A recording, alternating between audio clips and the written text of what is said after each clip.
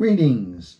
This devotion is for the 2nd of July, and the reading comes from Romans chapter 7, verses 1 through 6. Do you not know, brothers and sisters, for I am speaking to those who know the law, that the law is binding on a person only during that person's lifetime? Thus, a married woman is bound by the law to her husband as long as he lives. But if the husband dies, she is discharged from the law according to the husband. Accordingly, she will be called an adulteress if she lives with another man while her husband is alive. But if her husband dies, she is free from that law. And if she marries another man, she is not an adulteress. In the same way, my friends, you have died to the law through the body of Christ, so that you may belong to another, to him who has been raised from the dead, in order that we might bear fruit for God. While we were living in the flesh, our sinful passions, aroused by the law, were at work in our members to bear the fruit for death.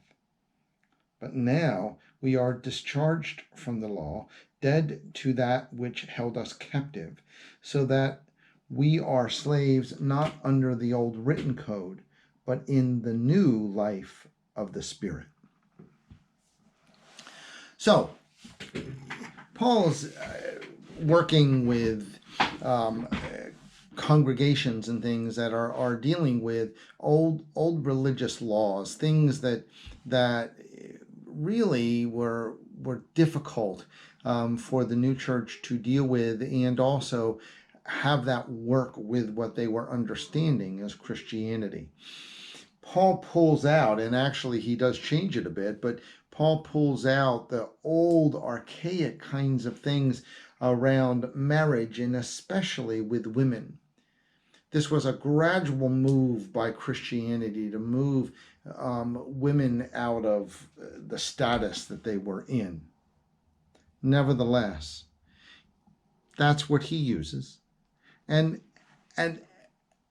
Paul's trying to say here that we cannot live by that old law. It makes no sense. It simply is not loving. Now, that doesn't mean that Christians live a lawless life. It's if we pay attention to Paul, it's the exact opposite of that. Let me pull out a real current example going on, right? Do I wear my mask properly in public, even if I don't feel I need to? See, here's the thing. As followers of Jesus, that decision isn't based on whether you feel you need to or not, but rather, as Christians, we define that around, are people around me going to feel comfortable? I do what I do not for me, but for others, because as a Christian, my love comes and around to other people. Hey. And you see, in that sense, we live by a higher standard then.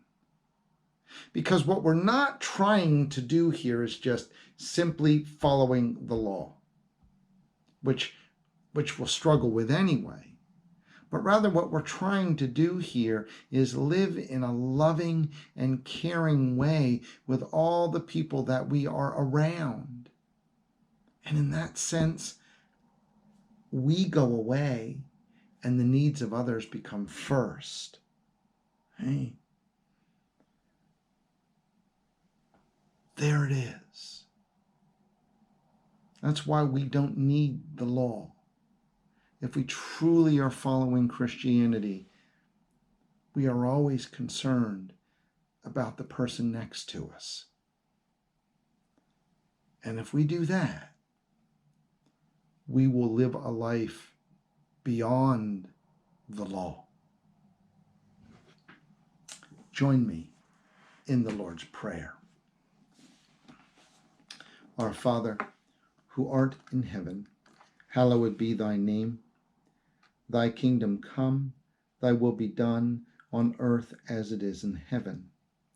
Give us this day our daily bread, and forgive us our trespasses, as we forgive those who trespass against us. And lead us not into temptation, but deliver us from evil.